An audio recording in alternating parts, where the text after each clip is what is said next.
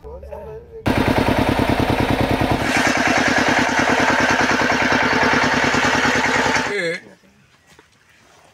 Tripura horticulture corporation লিমিটেডের পক্ষ থেকে, যদিও প্রসেসটা অনেক পুরানো ছিল, মাঝখানে এটা বন্ধ হয়ে গেছে, সেটা হইলো নার্সারি উইংসটা।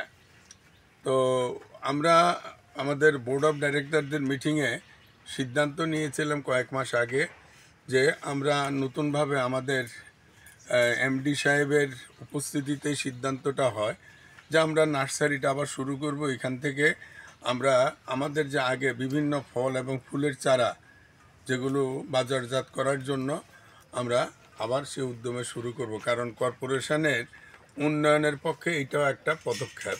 সেই হিসাবে আমরা খুব আমাদের অফিসার, বিশেষ করে আমাদের এমডি সাহেবের সহযোগিতা নিয়ে আপনারা দেখছেন এখানে একটা গ্রিন হাউস আমরা করছি, এবং এই গ্রিন হাউসের মধ্যে আমাদের নতুনভাবে আমাদের যেমন ডেপুটি ডাইরেক্টর সাহেব আছেন অরূপদেব সাহেব, এবং পাশাপাশি আমাদের আরেকজন অ্যাসিস্ট্যান্ট ডাইরেক্টর, এখন ডিভিশনাল ম্যানেজার নার্সারি দায়িত্ব দেওয়া হয়েছে সেন্টু আচার্যিকে। এছাড়া আমাদের আছেন সুশান্ত সাহা এফিসিয়েন্ট অফিসার আছেন, এফিসিয়েন্ট অফিসার আমাদের মধ্যে আছেন অলোক পাল সহ সবার সহযোগিতা নিয়ে আমরা আমাদের নার্সারির কাজটা শুরু করতে চলছি।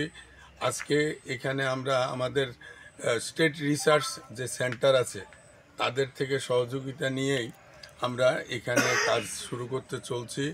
এখানে তিনভাবে বিস্তৃতভাবে বলবেন আমাদের ওই খোকনবাবু, বোর্ড অফ ডাইরেক্টর, যে আমরা কি কি ব্যবস্থা কিভাবে নিচ্ছি।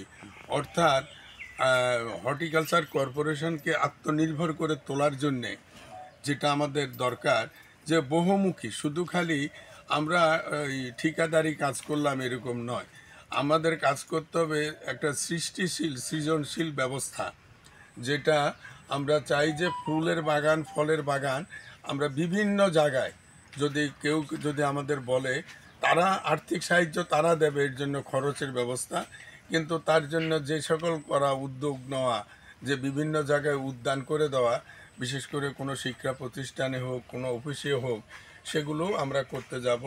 পাশাপাশি আমাদের একটা যেটা ইনকামের বড় সোর্স ছিল সেটা হলো ক্যাম্পকো কোম্পানির সাথে দীর্ঘ 87 সাল থেকে তাদের সাথে আমাদের বিজনেস শুরু হয়, এবং পরবর্তী পর্যায়ে বিশেষ করে 12 সালের পর থেকে তাদের সাথে আমাদের লেনদেন নিয়ে কিছু কিছু ঝামেলা, কিছু কিছু সমস্যার সৃষ্টি হয়। আমি 24 সালের দায়িত্ব নেওয়ার পরে দেখা গেল বিরাট একটা বোঝা, আমাদের ঋণের বোঝা আমাদের উপরে চাপিয়ে দেওয়া হলো। বেশ কয়েক কোটি টাকা নাকি কর্পোরেশনের কাছে তারা পাওয়া।